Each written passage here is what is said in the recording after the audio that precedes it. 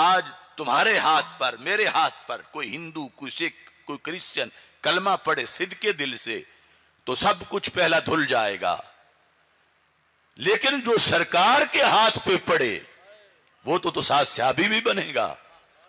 اور صحابیت وہ وصف ہے، منصب ہے کہ نبوت کے نیچے اس سے بڑا کوئی منصب نہیں ہے. کیونکہ صحابیت کو 4 شانیں ملتی ہیں.